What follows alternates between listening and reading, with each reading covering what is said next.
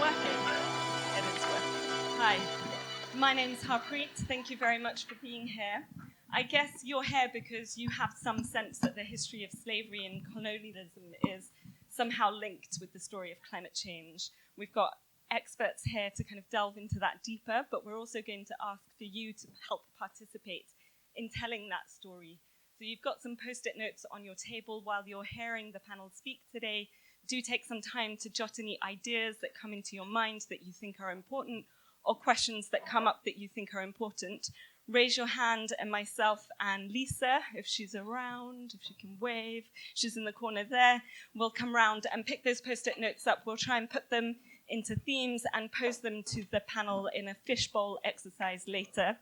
If you don't know what a fishbowl is, it's where we try and have a more dynamic conversation between the people involved.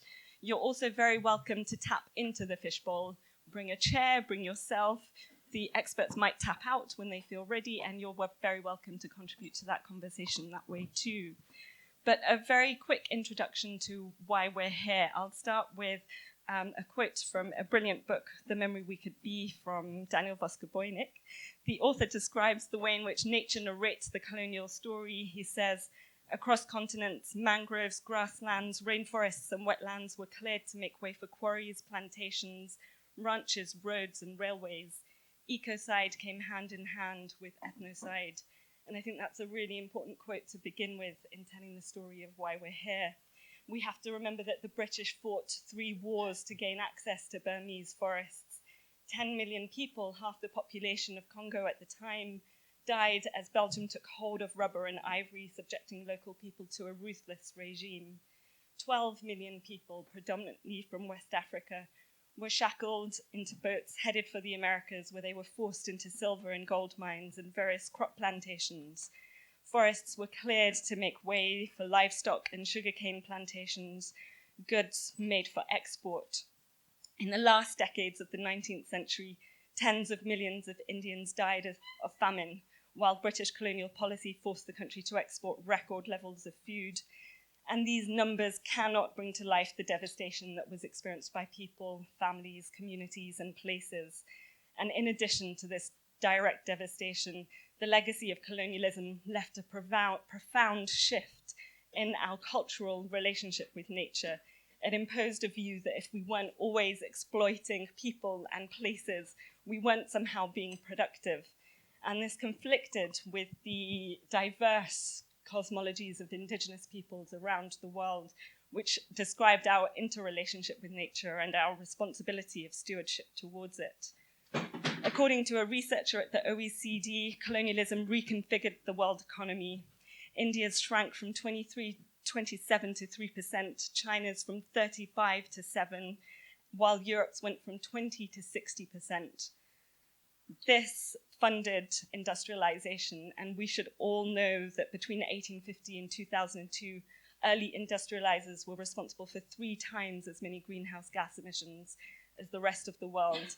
Put that another way, 15% of the population produced 3 times as many greenhouse gas emissions as 85% of humanity.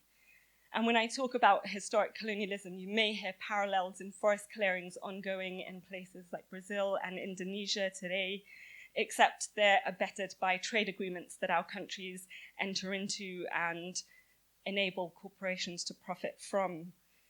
According to the World Bank, experience of colonial practices that I've described continue to be strong indicators of poverty today and explain why cyclones and other extreme events have disproportionate impacts on countries in the global south.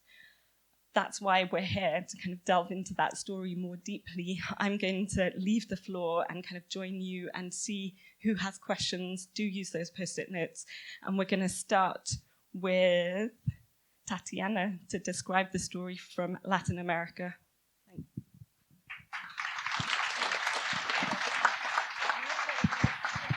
Hello. Hello, good morning, everyone. And thank you so much for being here. I organized with a collective called The Wretched of the Earth, which is a collective led by people from indigenous, Black, brown, and from diaspora communities here in the UK. We demand climate justice and act in solidarity with our communities, both here in the UK and also in the global south. I'm really, really excited about this session because this is a story that the stories that we're going to be telling today are stories that are not coming across as much. So I'm really, really happy that we can have an honest discussion about the current political context and how we got here. The violence and oppression that made the world as we live it today and continue as a fundamental part of how it functions. So I'm Colombian, and as I was growing up in Colombia, we were taught the story of El Dorado, or the lost city of gold. And the Spanish colonizer, I remember this name quite well, Gonzalo Jiménez de Quesada, misinterpreted the descriptions that the Muisca community tradition talked about in this story. And he created, as well as many other people that he came to Latin America and to Colombia or that region with, they misinterpreted the story of El Dorado, and they created this idea of a city filled with gold. So in the late 15th and 16th centuries, treasure hunters and historians became obsessed with this fantasy. But of course, this did not happen only in that region. It happened across Latin America as well as in the global south. So the colonizers' greed led them to drain, in particular in the story of El Dorado, they drain a whole lake, which is actually near where some of my family live. When they found nothing in this lake, they went across what is now known as Latin America to find this mysterious treasure.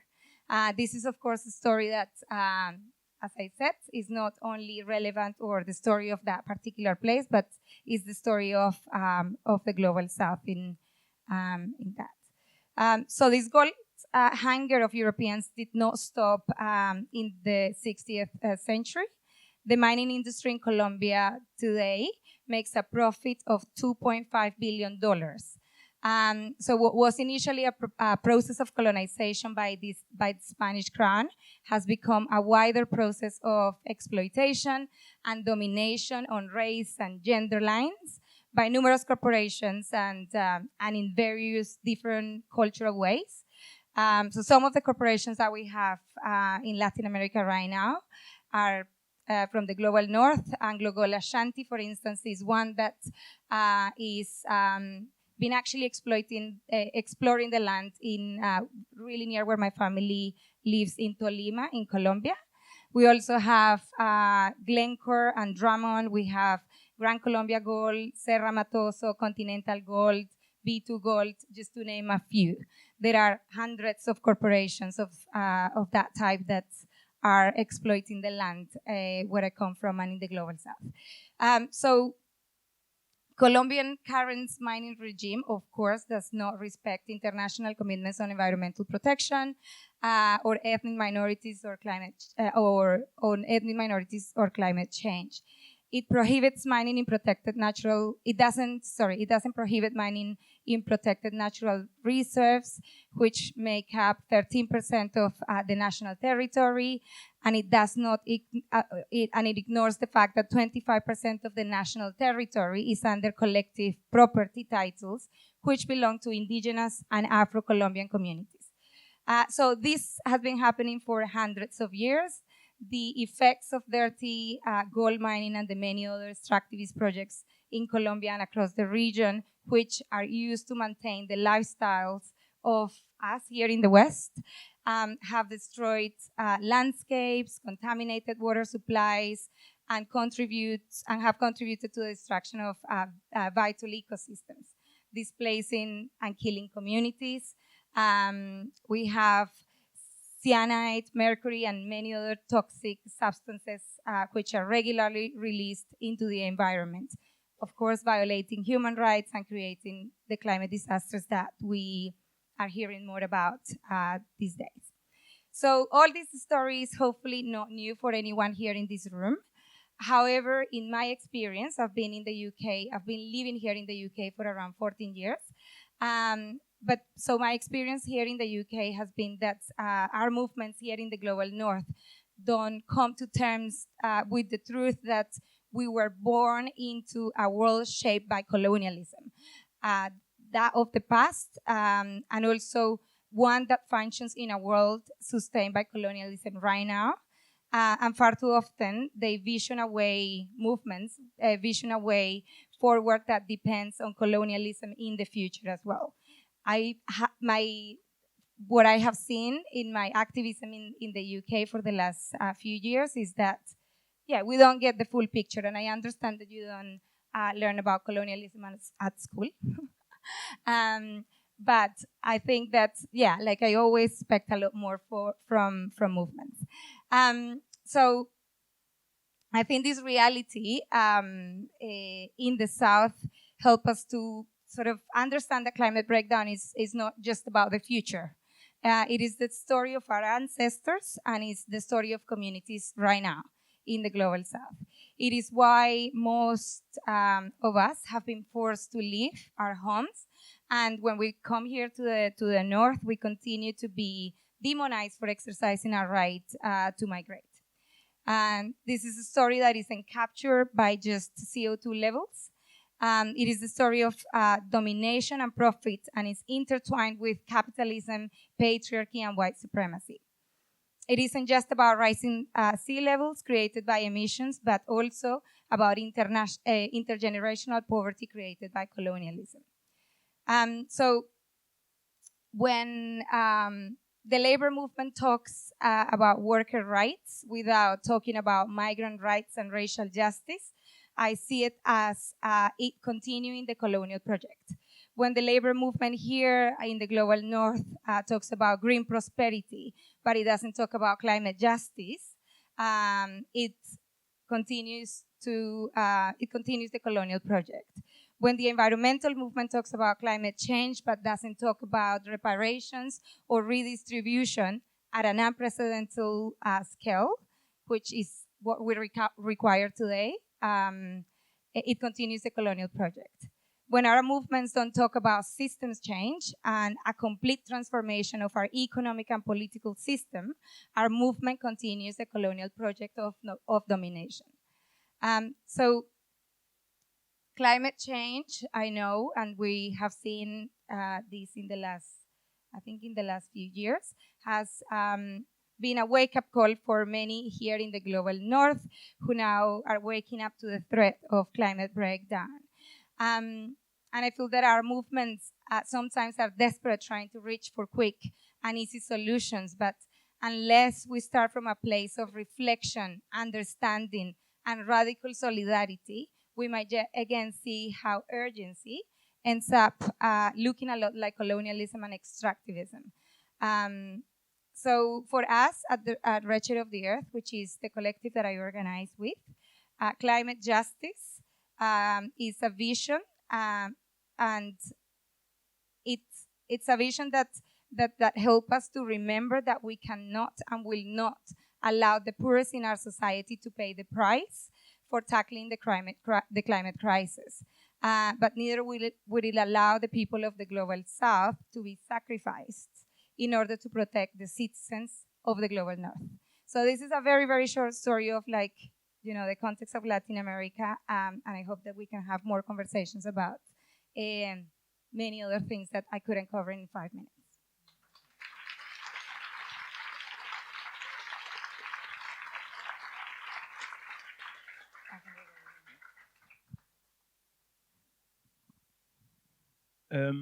Okay, good morning, everyone. First of all, I want to thank you all for being here on this Sunday morning. And I want to welcome you in one of our indigenous languages, which is wah, wah, wah, wah, wah, welcome. And I want to share my story as a freedom fighter from West Papua. This is our flag. This flag was handed over in 1961 by the Dutch government.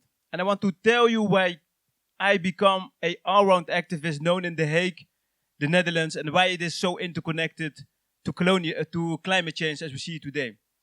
And I want to highlight it from the perspective of the indigenous West Papuans, which is very similar causes for the indigenous people in Brazil, in Colombia, and elsewhere. We didn't got the right of self-determination that it should be implemented in the first place. After the Netherlands, Indonesia invaded West Papua in 1963, and since then, they colonized our indigenous country, taken out our resources, to mention a couple: world biggest gold mine, third largest copper mine, BP is there, and now this extractive palm oil industries destroying our rainforest.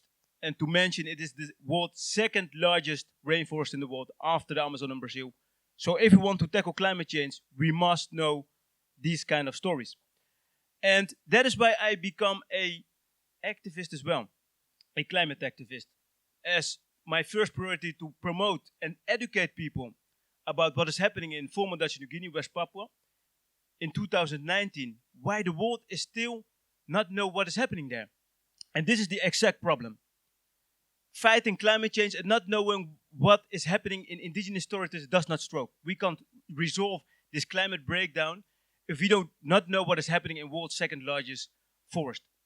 So therefore, it made me a storyteller among climate activists in The Hague, the Netherlands, joining protests from Extinction Rebellion, Earth Strike, because I missed the perspective of indigenous people in this climate change discussion. You know, when I was in the Netherlands, it's about, you know, we have to use solar panels, wind turbines, eating less meat. What it means for indigenous peoples, such in West Papua, is colonialism. It's the, you know, takeover of a country. The right of self-determination was there in the first place and suddenly was hijacked via a fake referendum. And the international community allow it with UN right in front of it. That is the problem. That I have to educate Dutch students at universities, and professors are saying, why didn't I know this? It is our shared history. And a professor in the Netherlands is saying, I didn't know about our shared history. That is a problem. The mainstream media not telling about the killings of more than 500,000 West Papuans, 1/3 of my population. And at the same time, we see environmental organizations such as Greenpeace or Milieudefensie in the Netherlands talking about, yes, we have to take care of this orangutan. Of course. What about 1/3 of my population? Are orangutans more than a human being? And this is why I am attacking, on a friendly way, these environmental organizations. If we want to take down climate change, we have to point out the root causes. And it is colonialism. It is capitalism. It is racism. And all of these three elements are happening in West Papua. And still, the world is not knowing what is happening there.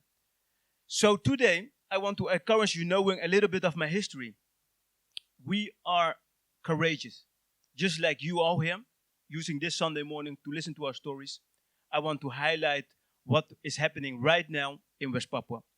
Because living without freedom, in full oppression, with very little resources, for more than 4 weeks, the West Papuans have organized themselves and locked down West Papua.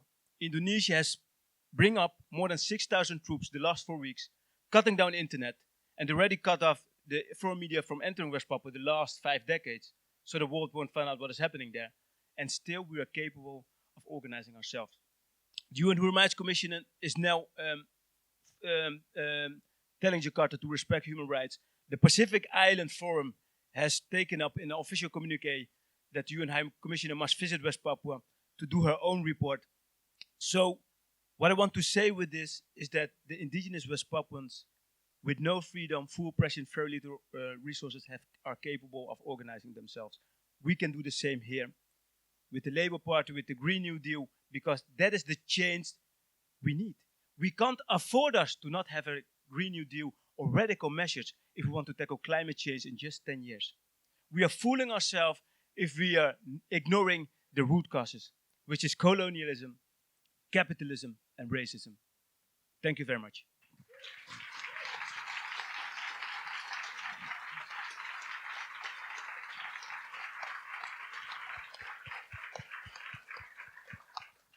Thank you, brother. That was very, very powerful. And I think it speaks to a lot of, I think for many of us, of how we get into this conversation and why we've held this event.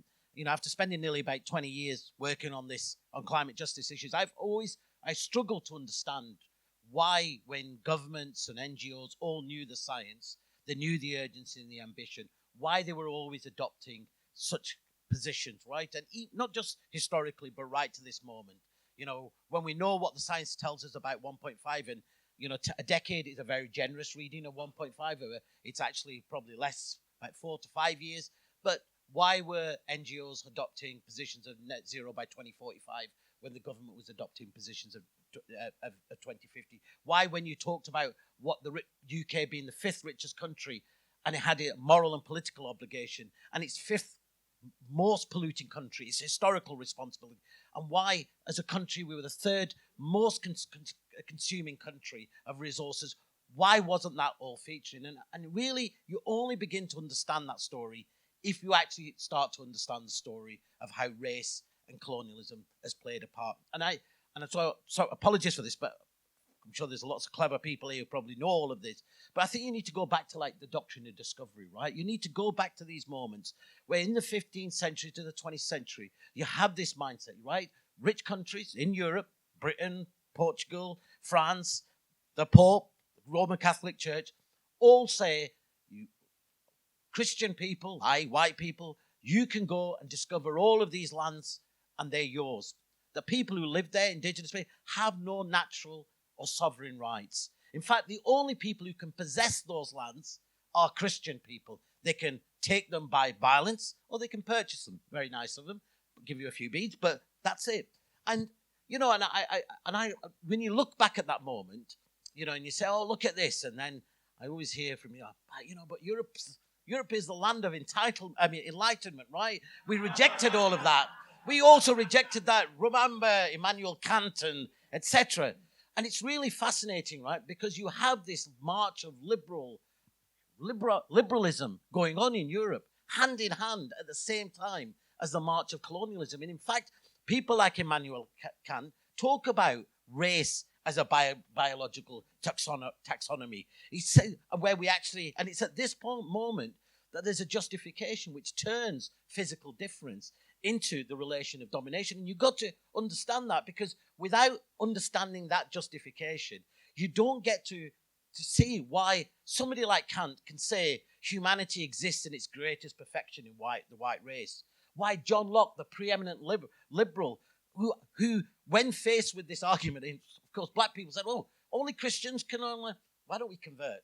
Right, we'll become Christians. And then John Locke said, because you might convert, but you're still in a natural state, a black person, and therefore inferior, right? And he makes this argument because without understanding that, you can't really understand how we get to a slave trade where 1.5 million people by Britain are taken from Africa and sold to slavery.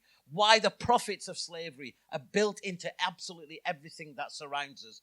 Why Britain, as Harpreet said, went to India, right? And during the Raj, looted 45 trillion pounds from India. No, that's 17 times the UK's GDP. How can you understand that? How can you understand why it allowed famines to take place in India while shipping food out from India? You don't understand, because you can't then understand what's happening today. That kind of mindset continues. It continues in how we look at climate change, right? And I will tell you that how we look at climate change, after spending a decade sitting in meetings with UK governments and NGOs at the UN climate talks, there is a very, very similar mindset. There is a similar mindset that argued, even despite the demands of the global south, who 10 years ago were talking about keeping temperatures well below 1 degree, and NGOs and mainstream were backing a 2-degree target, even though they knew the 2-degree target had no basis in science, was an economic target produced by an economist who said that this would cause the least disruption to European and American economy, would have the least, even despite the pleas of people in the global south. And I said yesterday, the ambassador for the developing countries of the G77 actually said at the Copenhagen talks, you know, what you're asking us to agree to is the genocide. He used the word Holocaust, and that was so many people are upset. He used the word, he said, this is like a Holocaust to my people. That's what you're asking. And what you're putting on the table won't even pay for the coffins of my people. And you're asking us to accept that. And of course, NGOs are like, well, we've got to be pragmatic. And you only understand pragmatism if you begin to understand the story of actually how power and your position in the world determines that. And I say this not as we must feel individually guilty about being in this country, but unless you understand the systemic roots of racism and colonialism, we can then only begin to understand how we can make solutions that include us. So when we talk about a Green Deal, we don't leave people behind. When we talk about a Green Deal, it's not based on the same model of extraction of resources, right? And to be honest, most of the Green Deal conversations in the global north are all based on a massive increase in extraction of metals and resources from the global south. Very few people are talking about that you actually need to cut energy about 40%. Very, very few people are talking about that we actually have to, talk about what is productive energy, right? We have to talk about energy as a public good. We have to talk about not within the parameters of neoliberalism. And when we say not in the parameters of neoliberalism, we can only say that if we understand that that's also not the parameters of racism, colonialism. We have to think a new thing. That's why this story is such an important part of the story of the climate fight. Because the reason we are losing is because for too long, people have took climate change and have kept it siloed from every other struggle and said, this is simply an environmental issue. This is simply about moving the fastest point from carbon emissions from X to Y. And if you do that, not only are you reproducing the same patterns of domination, but you're going to lose because you're not strong enough without us. You're not, right? And there's no way you can't build a movement unless it is the movement of movements. And you cannot ask the global south to quietly go into the dark if they don't see that what's being put on them in rich countries is also fair and equitable. And that's why this conversation is so important. And I'm so pleased that so many of you are here to take part in this discussion. Thank you.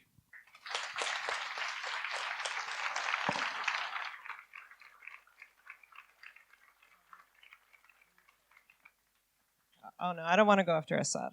No. You're the next colonial. I'm the colonizer.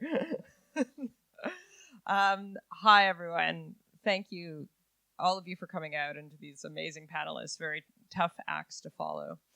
My name is Katie McKenna, and I'm the co-executive director of an organization called The Leap that was founded by Naomi Klein to think about systemic change in the face of the climate crisis.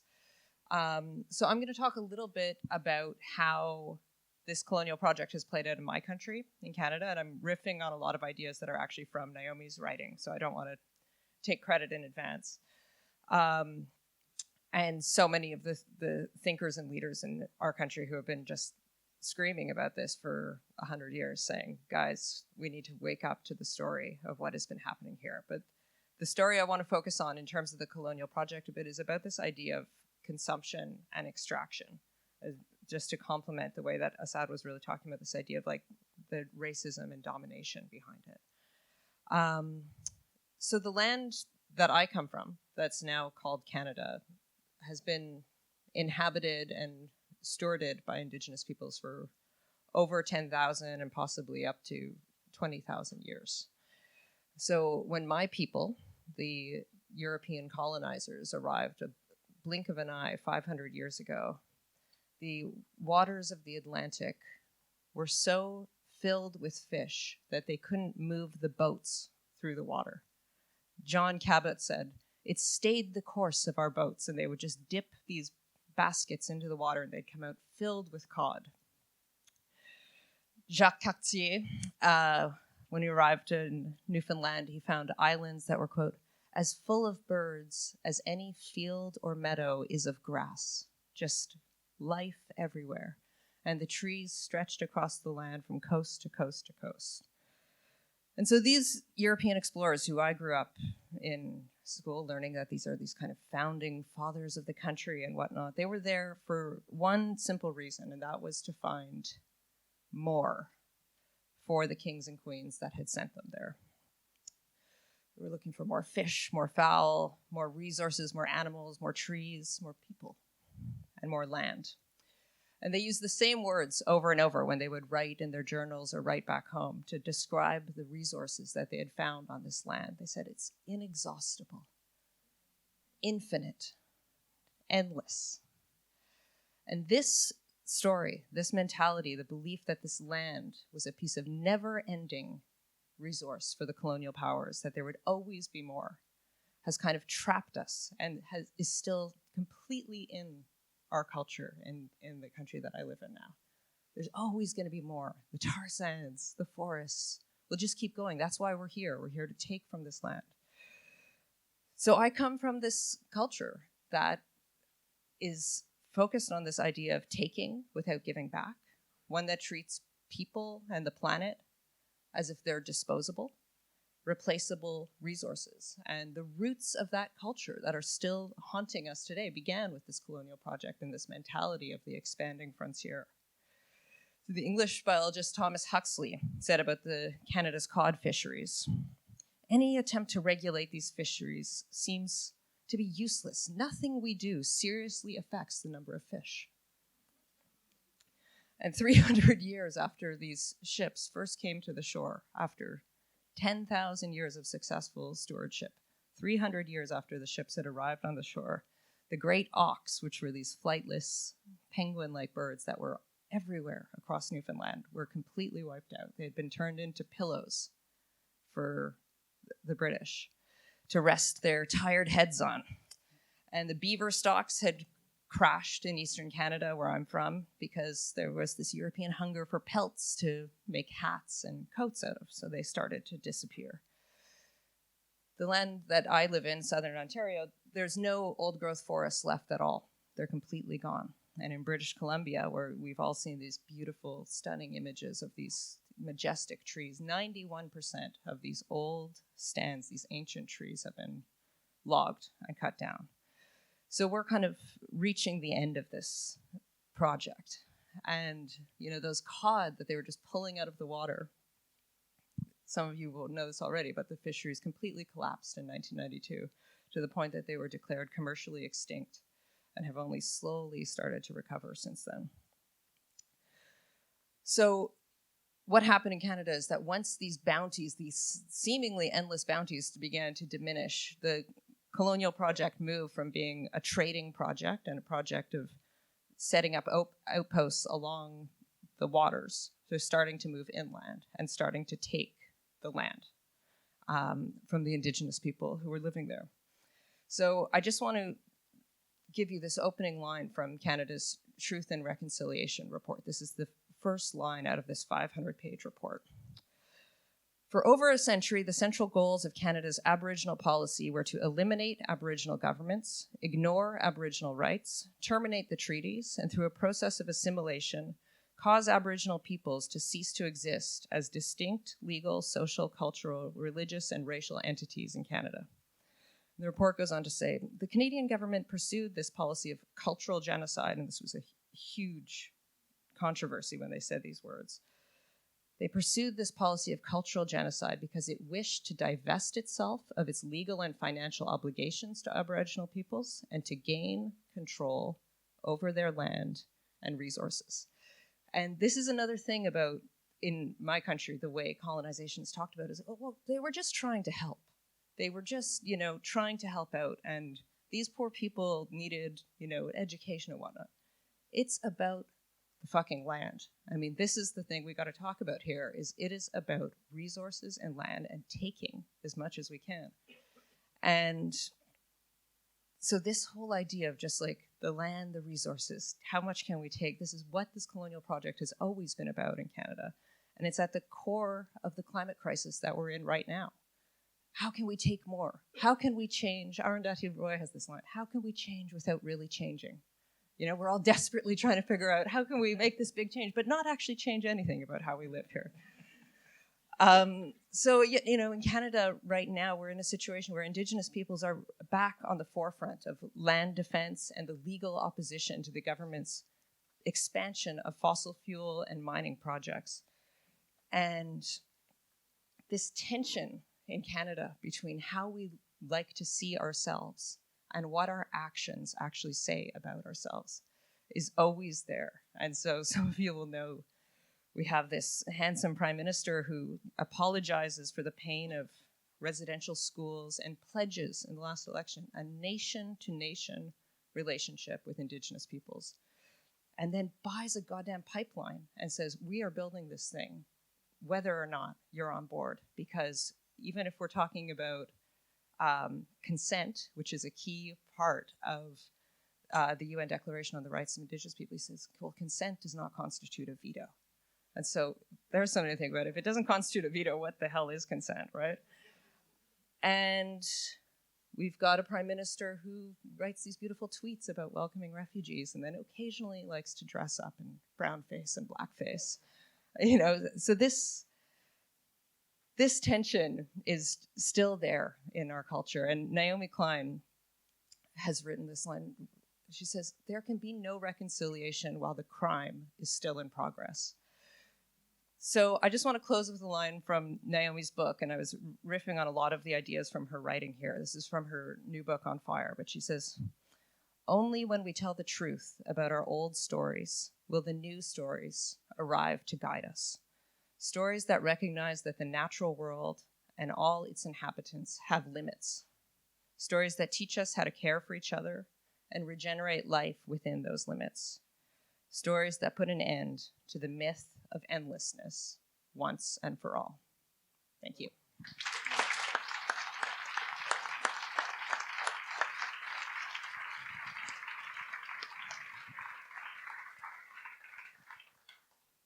So I have the even harder task of going after yet another great speaker. I'll give it my best shot. My name is Nathan Thanki. I'm from Belfast in the north of Ireland, but don't worry, I'm not going to talk about that. Gonna talk about an even thornier subject, which is inequality and climate change. So when talking about climate change, people sometimes say for effect that we're shifting into a new normal, and they call it the Anthropocene to denote the human impact in geological time. But there's two problems with that. So the first is that there is really no normal anymore. The Earth isn't shifting into a hotter but stable state. We're heading into a new weird. Atmospheric concentrations of CO2 are currently at 410 parts per million. Before the 20th century, they hadn't been above 300 parts per million in over 650,000 years. The last time that they were above 400 parts per million was about 3 million years ago. Sea levels were also 15 to 25 meters higher, and there were trees on the South Pole, so it was a very different world. To put it really simply, Homo sapiens have never lived in a climate like this, in which 17 of the 18 hottest years on record have happened since the turn of the century. So that's the first problem. Right, the second is what a friend of mine, who Harpreet quoted earlier, Dan, calls the hollowness of we. So this hollowness is everywhere around us, and you see it in all of the talk about saving the future, while in the present, in the world of 1 degree of warming, people are already dying. You can see it when the Intergovernmental Panel on Climate Change put out a report earlier this year about land use and basically agriculture. And there was a headline in Wired.com that said, "We're eating this planet to death." This is a world in which 1 billion people go to bed hungry every night. It's a world in which 3.8 billion people, a full half of our human brothers and sisters, survive on less than $5 a day. It's a world in which 26 individuals own as much as the bottom half of humanity, the poorest half. So who the fuck is we, you know? You've all heard that 100 companies are responsible for 70% of emissions. And that's true, that's one way to cut the cake. But another way is to say that the world's richest 10%, the top 10% of earners, they make 52% of the world's income. And they're also responsible for 50% of emissions. Conversely, the poorest 50% receive about 8% of world income and are responsible for 10% of emissions. So even though there is a massive inequality within our countries in the global north, and we're fighting that and we must fight that as well, the overwhelming majority of the richest 10% are in fact here. This is where they're located, in the countries of the UK, the US, Australia, Japan, Canada, etc. And the poorest 50% are almost entirely in the global majority countries of the South, as we call it. Now, the global middle class of 40% are in fact very poor. Middle class is a very misleading term in this instance. Half of that middle, 40%, earn less than $20 a day. Almost all of them are in the South. Now, for contrast, the United States has about 4% of the world's population, and still, to this day, is responsible for 15% of all emissions. When you look at it going a little bit back in history, from 1960 to 2005, the US emitted 26% of global emissions. China, for comparison, emitted about 10%. The US emitted over that period 710 tons of carbon dioxide per person per year. That's more than 10 times what China did over that period, 90 times what Kenya emitted over that period. So US production-based emissions per person are 2.3 times higher than in the EU and China, and its consumption is even greater. It's about 3 times higher than that of China. So broadly speaking, we have the industrialized world, the so-called developed world, being responsible for about 80% of all cumulative emissions, while having about maybe under 20% of the population. And as a result of this pollution, have grown immensely wealthy and powerful, as all of the speakers described. And so this is the basis for what climate justice movements have come to call climate debt, or ecological debt. The northern countries, we say, owe a reparation for the denied development opportunity, as well as for all of the pillage and plunder, as well as for the current impacts that are resultant from all of this pollution throughout the centuries. Now, the IPCC, the scientists, are saying that there's not really much of a carbon budget left in terms of what we can pollute further before we breach this sort of politically derived 1.5 degrees Celsius, which is now the target for us because it's the least that we can physically hold warming to. And the scientists say it's still possible. So they're saying there's not a lot of budget left. The size of that budget really depends on what probabilities you're willing to work with. So they say to have a reasonable chance, and they call reasonable 66%, which if you're a gambler, not very good. Like you wouldn't get on a plane if I was like 2/3 chance it's going down. So they say that we need global greenhouse gas emissions for this reasonable chance. We need globally for them to decrease 10% per year, starting now. They're currently increasing, so we're going in the wrong direction. And they need to continue to decrease until they are as close to zero, real zero, as is physically possible, as soon as possible, while we also begin drawing down carbon through natural solutions that are socially just and storing it, like putting it back in the soil and in the forests. So they said, and the headline has been that we need to cut our emissions about 50% globally within 12 years. So our question really is about how do we do this? And climate justice movements have always talked about what's a fair response to this crisis, to this emergency, and we always maintain that there's a responsibility and it should be allocated in a fair way between rich and poor countries and between rich and poor within countries, obviously. And we've always said the wealthy countries and elites that have caused this problem have to do the most to fix it. And conversely, those who have done the least to cause it but are currently feeling its impacts most keenly must be given support to cope with those. So the United Nations Framework Convention on Climate Change, the negotiating body of the UN that talks about climate change, which is, by the way, coming to the UK next year, also makes clear that all countries must contribute to climate action in accordance with what they call their common but differentiated, so same but different, responsibilities and their current capacity to act. And so these form the basis of what we call equity principles. So equity being a bit different from equality in that it's not just everyone's equal and the same, but acknowledges differences that we have. That, unfortunately, has never really gone down with the US, which has always sought to sort of shirk its responsibility since the convention entered into force. And this is summed up, I think, best by George Bush Sr., who said, the American way of life is not up for negotiation. It just so happens that that way of life is killing everybody. So to cut a really long and horrible story of the negotiations very short, the US has eventually managed to instigate a great escape of responsibility of all developed countries from the targets and timetables approach that was enshrined in the Kyoto Protocol, and that was the previous attempt of the global community to address the challenge. A very logical approach in which you say, what's our budget? How do we divide this? Who's doing what? They've said that never works for us. because our way of life isn't up for negotiation. And so through all sorts of underhanded means, from espionage to cutting aid to propaganda to the tried and tested colonial strategy of divide and rule, they've managed to change that approach. And the result of all this effort is the 2015 Paris Agreement. Obama's special climate change envoy, a guy called Todd Stern, was very clear about the agreement when the negotiations for it began. He said, if equity, i.e. fairness, if equity is in, we're out.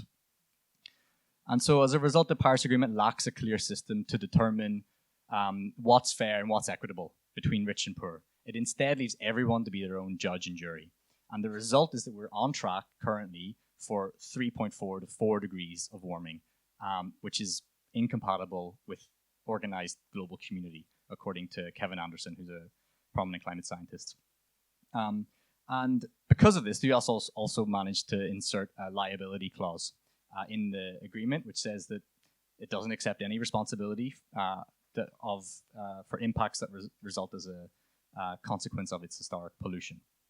So the gap, there's this massive gap in terms of what we need to do. The mitigation, the amount of carbon that we need to avoid putting in the atmosphere in order to stay below 1.5 is 35 gigatons. The pledged efforts, the pledged climate action underneath Paris is 3 gigatons. So you got 32 gigatons missing. This is a massive gap, but it's not a gap of just the present. This is a gap that is a result of the historic pollution and decades of inaction and refusal to move. But the way it's being framed shifts the responsibility from the past actions to the present and to the future. Now, it is possible to determine what a fair allocation of bridging this gap would be. And so a broad coalition of actors, faith groups, unions, classic sort of NGOs and social movements have all come together and they've developed this methodology to determine what fair shares are. And it's actually a calculator you can play with online. And it's based on these equity principles. And it allows for an adjustment of settings so that you can say, I think that responsibility should begin in 1850. Or I think it should begin, we didn't know, so maybe like 1900. So there's different settings you can play with. And it also only counts the income of above a certain amount. So if an income is below $7,500 per person per year, it's not counted towards the country's capacity to act because those are survival income. You can't really live a dignified life without, you can't really live a dignified life on that much money either in most parts of the world, but that's it. And similar to sort of tax systems, income above $50,000 per person per year is counted more. It's counted sort of as weighted. And when you run the numbers in this calculator, and I can speak to you and give you a link for it afterwards, it quickly becomes really clear that a fair allocation of all of this climate action globally would require our countries in the north and the industrialized world to reduce our domestic emissions to as near zero as is physically possible, to real zero, so not a net zero, but an actual zero, as soon as possible, and to simultaneously make it possible for poorer countries to avoid emissions while they develop. And we can contest the term develop later, but you know what I mean by that. It's building roads, it's building renewable energy systems, it's hospitals, schools, environmentally friendly industries, etc. Now, this country, the UK, has the third highest per capita lifestyle in the world, and also like most of the world's mining giants are domiciled here. It has pledged net zero by 2050. So not really a fair share at all. In our case, zero, even real zero, isn't enough. Certainly not a net zero. An actual fair share, when you run the numbers for the UK, would be negative 202%. So that means 202% below 1990 levels by 2030. Obviously, that physically cannot be done entirely within the UK's borders. Can't all be done domestically. So we would have to enable that excess. If we can get to like 95%, then the excess would have to be enabled with reductions in other countries so that we can actually meet our fair share. Now, ultimately, what does all this equity talk about, right? I said we can debate the terms like development and what that really means, and we can and should do that. But what I mean when I say that, and I think what climate justice movements mean, something far more intuitive, it's the right to a dignified life, right? It's very basic things. It's a right to food. It's a right to clean water. It's a right to land rights. It's a right to universal access for energy. There's 1 billion people on Earth that don't have access to electricity. Talking about decent work in decent conditions. These are very basic things, and that's what we mean. And if we're not doing that, we're basically telling a large population of the world that you don't have these rights, your lives don't matter, and we're going to throw you under the bus. And so we're saying no to that. So I think I've gone way over time, so I'll stop there.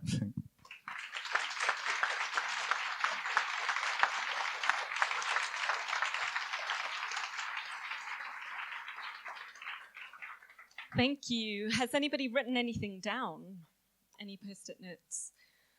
Okay, so there's a group of people that I can't see. If you do have anything, just bring something up. There is one there. Great. I'll come collect it in a minute. While we're collecting any notes that you have, I might start with a question for, you could stay here, I think, actually. Let's just stay here. And if anybody does want to come up and join the panel, there are some chairs here. We can put them up. You're very welcome to join as well. Bring any post-it notes to the front too. Thank you. We talked a little bit about NGOs kind of being okay with numbers that aren't fair, to take Nathan's last point of equity. I just wondered if you could talk about the human impact of the difference between 1.5 and 2 degrees. I don't know who wants to take that question.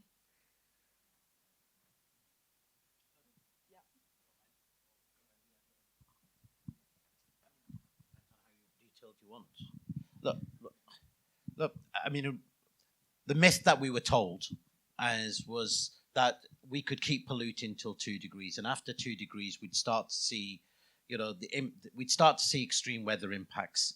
We'd start to see more volatile temperature. We'd start to see basically everything that's happening at 1 degree. So that's what we were told would happen at 2 is now happening at 1. And when scientists looked at the 1.5, they went through a whole series of different areas. They looked at what would happen to food production, and they identified that in sub-Saharan Africa, you'd see a collapse of food production by up to a third. They looked at what that would mean in terms of sea level rises, and they looked and said, well, actually, there's some of the most populous cities in the world, particularly in the global south, are going to be subject to rising sea levels and more extreme weather. And they looked at what that would mean in terms of frequency of things like heat waves, right? So the heat waves that we're seeing at the moment, they are quite incredible in their breadth, right? So, of course, Europe has, oh my God, we had a hot summer.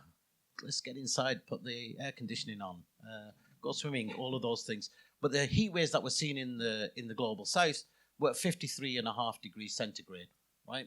So it was a massive difference between what was happening in Europe and the global south. But of course, the global south and the majority of people having none of that ability to be able to adapt to any of those, right?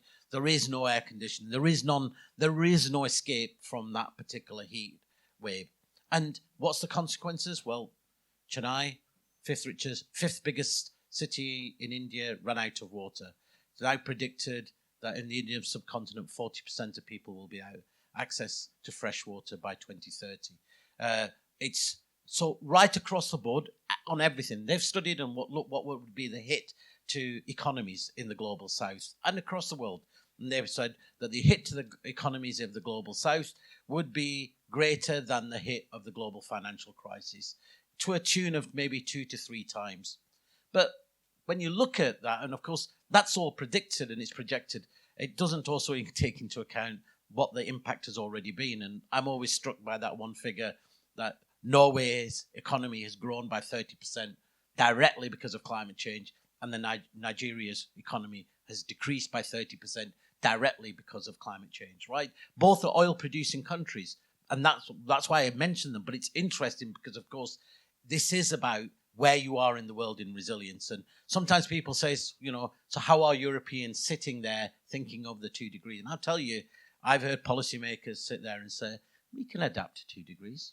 We can adapt to 2.5, maybe. We can even adapt to 3. Yeah, it'll be a bit more difficult. Yeah, we'll have to invest a bit more infrastructure. We might lose a bit of land, but more land will become available. Europe will be able to move a little bit more. Oh, well, Canada, some of the ice will have more arable land.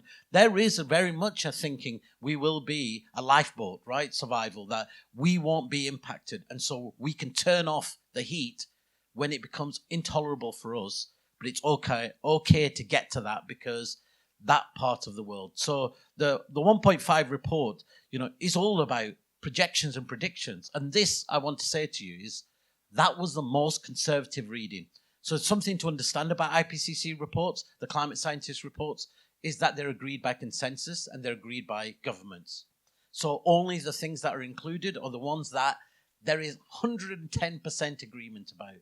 And even since the IPCC report, we've seen in the last 2 years, more and more climate scientists saying that the modeling that they used was too weak and that things that they said would happen at 1.5 are already happening. The melting of the Arctic Sea, of the ice, that was predicted closer to 1.5 than it is now.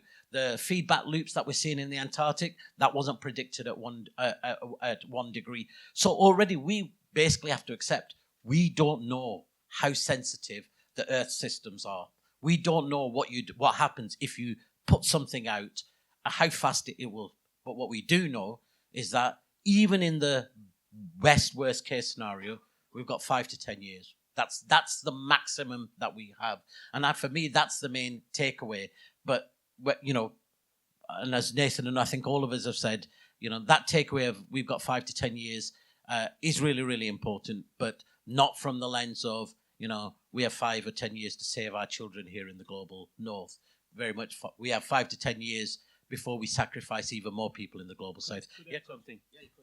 Yeah, so what I want to mention, the difference between 1.5 and 2 degrees, is look at what now already is happening for the Pacific Island nations, which are sinking. Populations have been transferred to other islands because of the rising sea. We see a Great Barrier who is being disappearing because of the warming up right now. We are seeing people dying because they don't have water right now. It is just starting. People are the migration is starting. Conflicts are occurring right now, and it is just starting. So that means we are accepting more conflicts. We are accepting islands sinking and people dying because a short of water. So it will be even worse. If we look at the polarization in the Netherlands and here, because of this migration issue, we are accepting more migration, more conflicts within our own boundaries if we won't solve this issue and make sure we will hold these 1.5 degrees. So that is something we have to think about. And the US intelligence agencies in the Netherlands as well are saying the biggest threat of climate change is climate refugee. It will have global, impact on communities. So we are accepting it right now if we are saying we won't keep up this 1.5 degrees. Yeah, just to add. Thank you.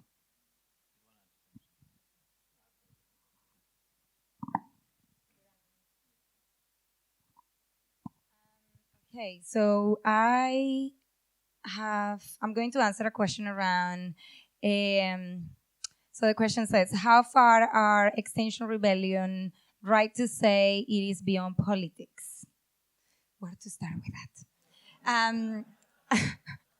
So I'm not sure what ideas people have about politics, but for me, politics is about power. It's about the dynamics, the power dynamics that have shaped the ways in which the world exists, and we know. So to say, we've been talking about this for a few minutes now. Climate change did not happen by mistake. Climate change is man-made and it's happened through a sequence of colonial projects and projects of domination, the constructions of race, gender, and so on and so forth. So to say that climate change is not political is totally wrong. I understand that some groups might want to,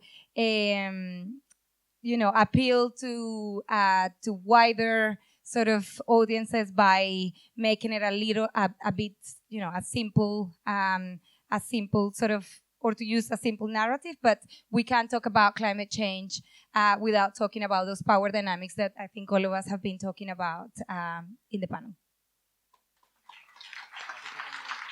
Do you want to say any more things? Okay, we're just going to keep answering one question at a time. Okay. Cool. So I got a question that says, what's the difference between net zero and zero? Why does it matter? So the answer to this might be the full answer to this would be quite wonky, but it's just the case of, as usual, the devil's in the detail. So in Asad's intervention there about the difference between 1.5 and 2, you know, like to sort of like the lay person or most people kind of looking at that, it's a 0.5 decimal. It's like nothing, right? But the reality, as we just heard, is like immense, and it means hundreds of millions of people's lives being affected in really, really negative ways. And it's a similar thing with net zero. The answer to this would also depend on who you ask. But basically, the net in there is the clue. It's about seeking a kind of a balancing of the books. It's a kind of creative accounting mechanism. It basically opens the door for offsetting. But I think it is a bit more complicated because what we do actually need is to go to zero and beyond. And we do actually need to avoid emissions, obviously, but we do need to, as I said earlier, draw down carbon from the atmosphere, which is, you know, if you ever studied like the carbon cycle at school, it's all messed up, right? There's not meant to be that much carbon in the atmosphere. It's the whole problem. And it's actually, you know, it's in these other stocks, like it's in forests and it's in soils. But we're using these projects that don't really do that. So we're saying treating kind of all trees as sort of the same, and that we can just, you know, have these sort of monoculture plantations of trees, and that somehow they're going to draw down carbon. I'm not going to get too much into it, but I think anyone that has like studied ecology knows that it doesn't work like that.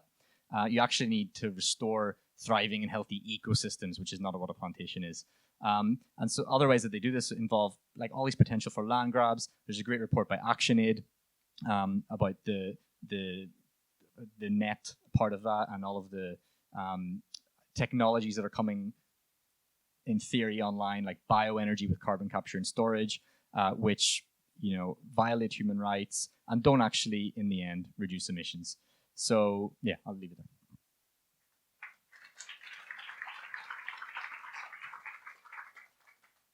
Thank you. I've got a few questions to ask for more on the numbers of 1.5 and 2 degrees going on from Raki's point. We've got the comment that isn't it already too late? Shouldn't we talk about what we can kind of adapt to and how we're going to deal with loss and damage? So I just wanted to read something, a summary from the October 2018 report on 1.5 degrees that Asad referred to. And it says, up to 10 million fewer people would be exposed to sea level rise related loss and damage at 1.5 rather than 2 degrees. 50% fewer people would experience climate change induced water stress. 420 million fewer people would be subjected to frequent heat waves. And nearly 500 million people would be susceptible to poverty linked climate change. That's why we're here. That's why we think it's not too late. And that 1.5 number is so important to hold on to when we're talking about equity. We do have a comment here that it's about a global average. It is a global average. So in some countries, we're not talking about 1.5, we're talking about far higher, which is why some of the impacts are worse in countries in the way that Raki's already described. I've bunched a whole heap of questions, which I'm broadly labeling, what do we do? If we're interested here in climate justice, what does that mean in practice? So I'll just read some of the comments in that theme. So some of the comments are, if we're here as climate justice people, and we can't trust the IPCC, we can't really trust Greenpeace and some of the other Western NGOs, who do we trust and how do we build that trust among each other? What do we do to build momentum? Can we look at the UN to play a sensible role in that? What alternative mechanisms might there be? And how do we build justice in its broadest sense as part of the climate justice movement? So huge questions. You can see the number of post-it notes I'm holding up to try and summarize that. But broadly, what are we going to do? How are we going to do it? Who are we going to do it with? Who would like to take that first?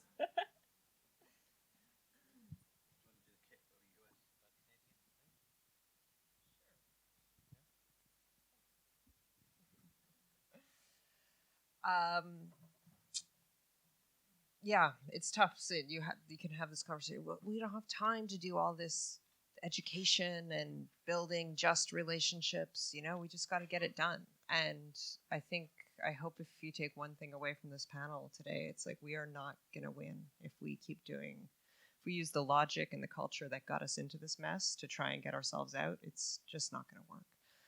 And so to my fellow colonizers, I would say we have some work to do and to build those just relationships and just basically even educate ourselves about just these basic histories that I didn't learn at school. I had to be taught by comrades as I got older and came into the movement.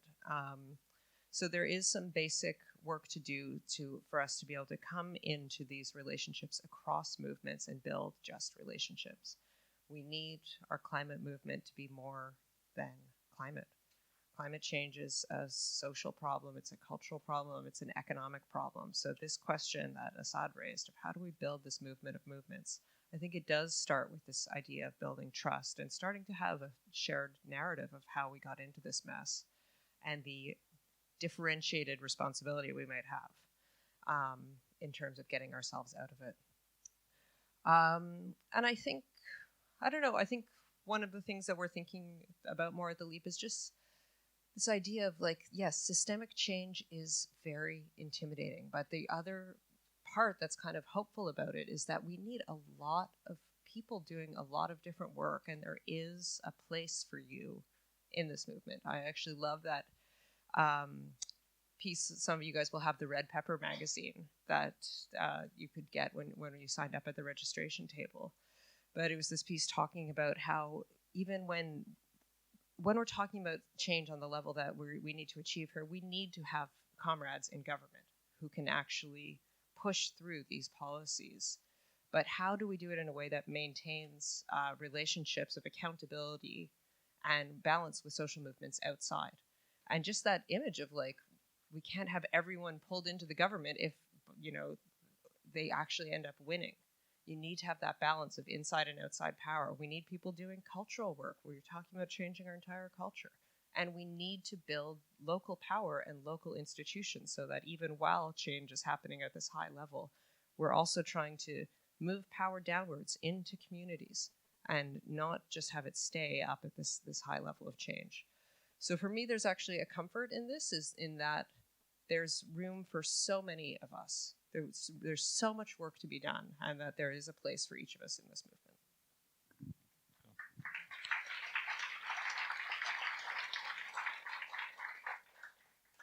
I would say the most important thing is how we look at climate change. So we're at War on One. I'm at War on One. We work with partners and movements in the global south and campaign here. And I would say, as an organisation that's rooted in the labour movement and the broader progressive movement, the most important thing is we change the conversation about climate change from being an environmental issue to what I would say being an anti-imperialist issue, right? Until you look at climate change through that lens, we start in a very, very different place. And it's important to start in the right place. Because without starting in the right place for us as progressive people, we can't respond to the biggest question that our movements in the global south have long asked us, which is, where is the movement in the global north? On this issue, where is it? Where is it physically? Why isn't it listening to our demands or standing in solidarity with us? I know some of us have, and it's small, but why isn't it being that powerful, right? Where is it gone? Why do we keep seeing it come and go and go? And we have had moments where it's come and go, right? I mean, I know we feel like we're in this particular moment now, and it is exciting and amazing. But there was a similar moment about 10 years ago, right? When Obama got the Nobel Prize for crossing the Atlantic. But, and there were thousands of people marching, and it was on television, and everything was like, this is climate. And what was the takeaway from that? People were told, it's so important. Now go home and change your light bulb. Don't use straws and don't use a plastic bag, right? And of course, that killed the movement, because people are like, wait a minute, you're telling me it's such an emergency, and then you're telling me it's all about my shopping habits, right? Rather than on the systemic thing. And I think this is where we have started to move, because the recognition that we cannot change this without building movement and without building power is the most critical one. Now, that just isn't abstract. The vision is important, but having concrete political demands is also really, really important. And there are a lot. So some of us from the climate justice movement, for a long time, we've been talking about people's demands, right? So Green Deals, yeah, but those are actually, the movements have been calling for the things for a very, very long time. Nathan outlined some of them, the idea of energy as being a public good, and water and food, of the universal public services, of challenging not just these demands. So when we campaign for the NHS here, we say NHS here, global NHS. When we say if we've got the right to own water and our utilities here, then people have the right to own, democratically, right to own energy and water in other parts of the world. To translate that means taking on our corporations and our City of London. We've got some reports over there, War on One ones, on new colonialism. I mean, there's on the FTSE 100, on the FTSE in the City of London, which provides 22% of the GDP of this country, and a third of all the shares on there are from the extractive industry. We own our companies own £1 trillion worth of wealth based on minerals and extractives of the global south, more than the combined GDP of sub-Saharan Africa. It's our corporations, it's our banks, and it's our government. And that's why we have got to simply move from, and I'm going to divert for a second.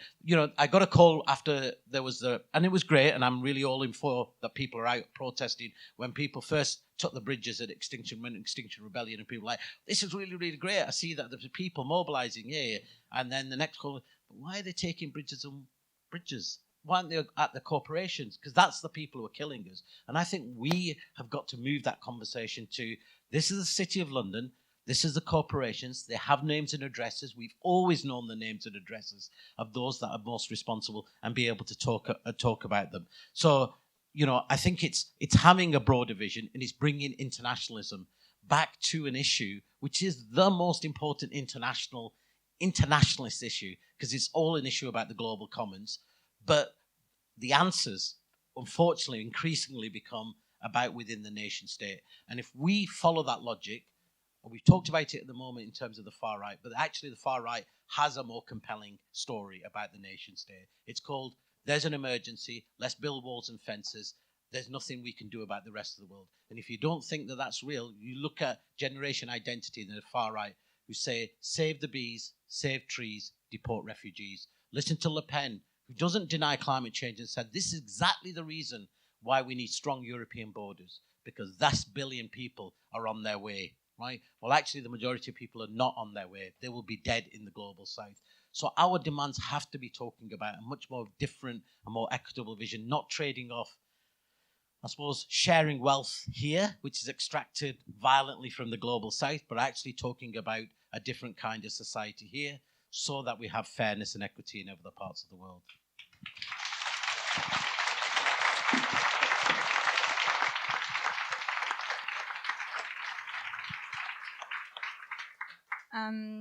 Thank you. I am really, really happy that we're having this conversation, but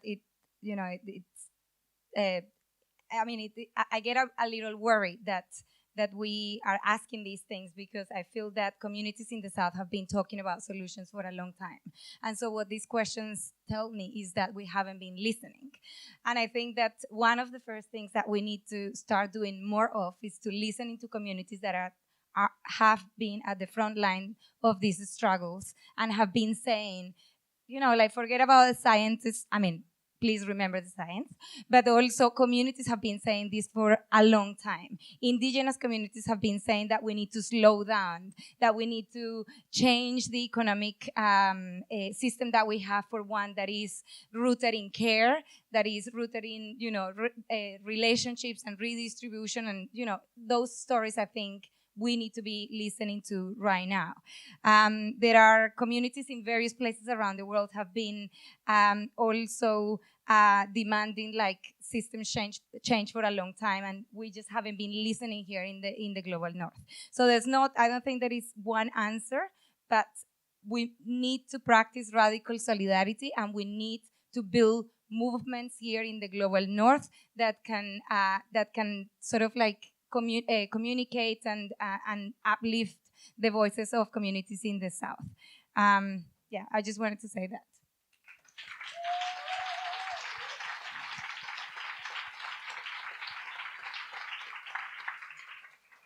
Yeah, so I would obviously echo what Tatiana and Asad just said.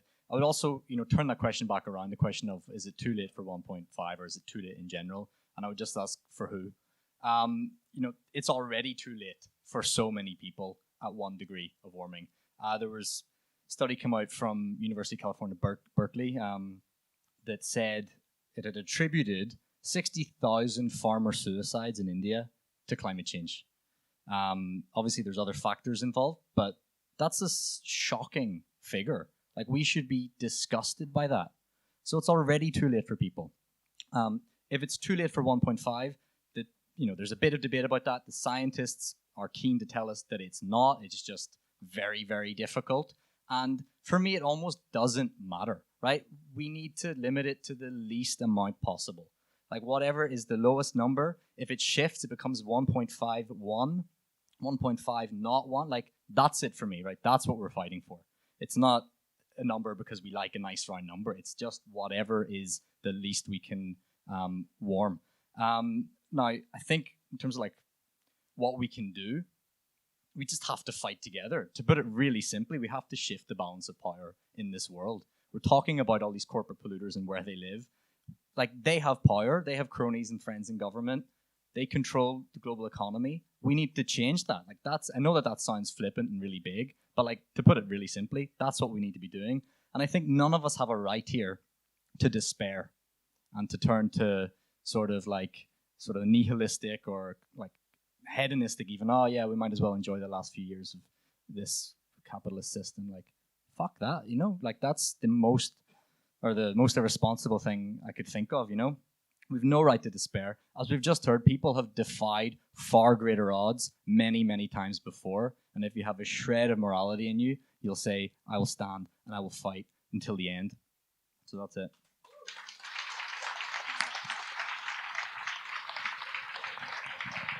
Wow. Thank you. And the only thing I want to add is the reason I'm here is because I strongly believe that we can create a change together. Being here today, you have shown that you have feeling for more responsibility. You want to do something. And that is where I want to build on. Because the solutions are there. It's not too late. But it is up to us whether we choose to sit down, stay quiet, or think about it, join forces, act, and create a change. And we've shown it in history that we have stopped slavery, bring in women's rights.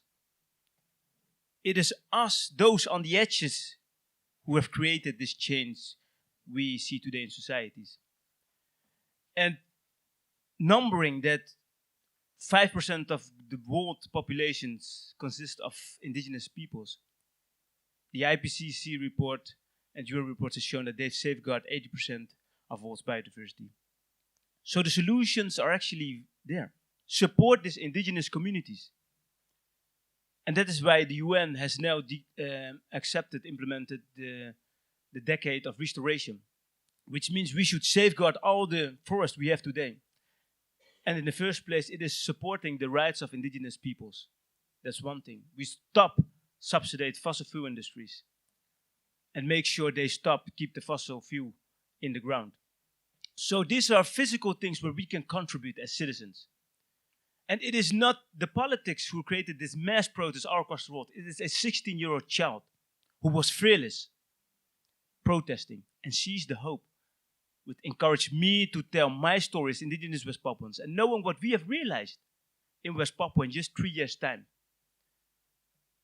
I can't imagine that we can create the same change with all the opportunities we have here in a free Britain to create the change we need to prevent our world towards an irreversible destruction. We cannot afford us. So therefore, it is up to us, and I strongly believe that when we act as individuals, working together, with indigenous communities, with all this different perspective, because that is the solution. And that is why I want to contribute. And I hope you as well. Thank you.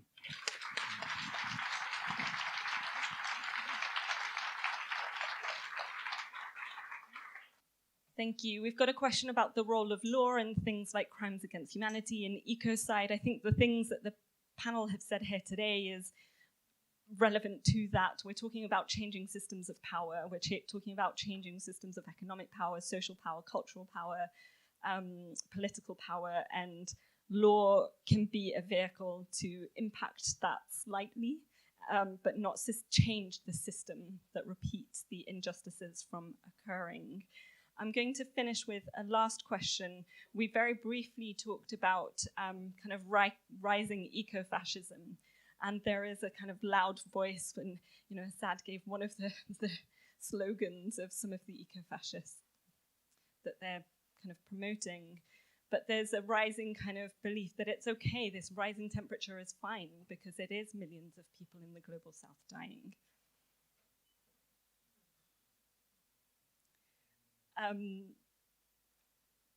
What's our response, I guess, is what I'm getting from the questions that are talking about that. Rising nationalism, ecofascism, which says, yes, Asad has used this metaphor a lot, we're on a Titanic, it's fine because the people at the bottom are drowning and we know that our rafts are coming. Thanks.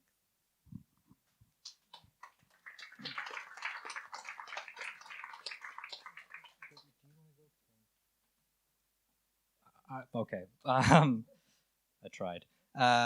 So very, very quickly, also picking up on a question that was asked in the last round about sort of the role of the UN. My sort of one-line answer to that is that you can't have a tug of war without a rope. So we need to engage in all of these avenues, whether that's at the international level, whether that's at the domestic, at the national level, whether that's at the local council level. All of these are legitimate sites of struggle. We have to engage in all of them. And I think the response to ecofascism and to that attitude of it's someone else, it's black people, it's brown people, it's the global south, it's not us, is to point out how short-sighted that is. As I've said many times, climate change is a global phenomenon. Yes, it is felt in incredibly unequal ways, as we've all talked about, but eventually it is going to be felt by everybody. And these people who, other than sort of the 0.01% elite who think that they're going to go to Mars or, bunker down in New Zealand or something. But I mean, and that's totally crazy. They're not going to be able to do that, in case it wasn't obvious. But apart from them, everyone else is also at risk.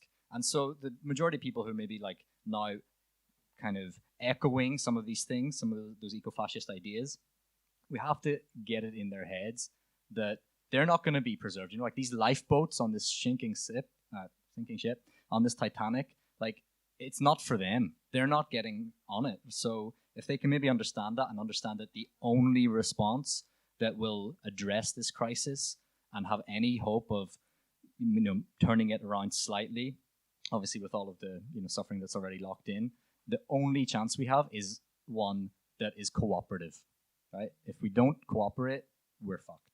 So maybe that would help them.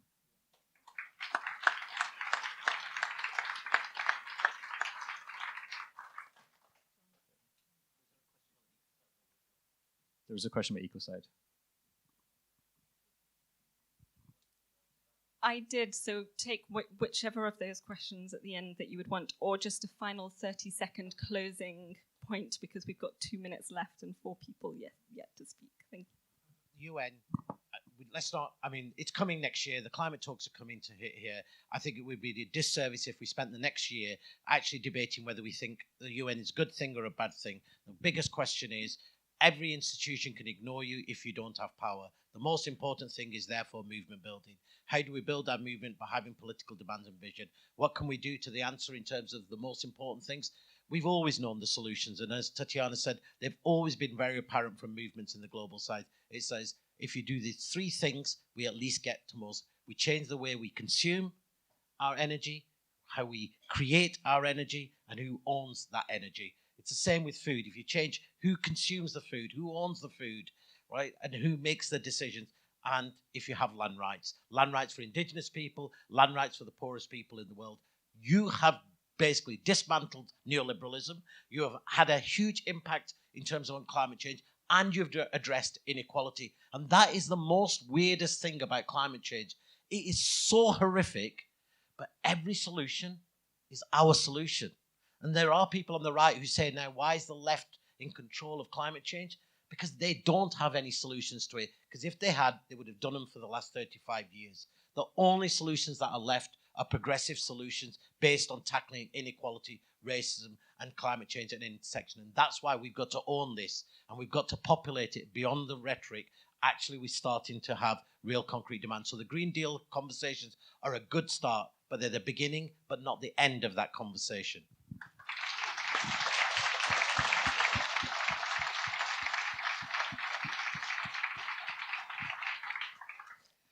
I think my closing thought is this rise of ecofascism, this toxic mix, it's a wake-up call for anyone who is still thinking that the environment is an issue that can be siphoned off from all of the other issues that we're facing. We need a climate movement that is rooted in racial justice and economic justice. And these people on the other side are making these connections in the most toxic, fucked up way. And if we do not have a response for this that is rooted in true solidarity and building power together, we are going to lose, and it is going to get really, really ugly. So this is our opportunity to start to connect these dots. And the richest, most powerful people and most powerful corporations in the world are not going to go down without a fight. If we actually think they're going to hand over power because it's the right thing to do, or this is the moment for them to do the right thing, we're kidding ourselves. So we're really talking about building power, talking about winning, understanding that they are happy to sit up there and watch us fight amongst ourselves and be divided among class and race and gender lines. That is what they want. So my closing thought is just, the enemy does not arrive by boat, he arrives by limousine.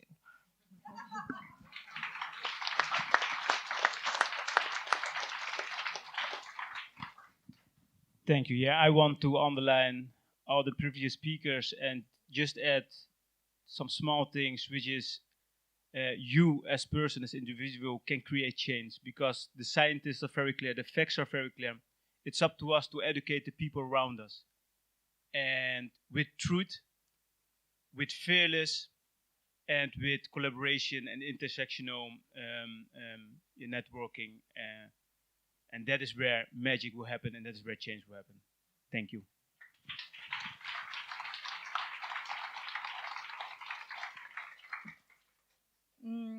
Thank you. I think I'll just repeat again the importance of listening to communities in the South. I don't, as you were saying earlier, we're very privileged here in the North to be like, despairing. We have to join forces with movements in the global South and exercise radical solidarity, because there are many ways in which we can resolve and change the system as we have it today.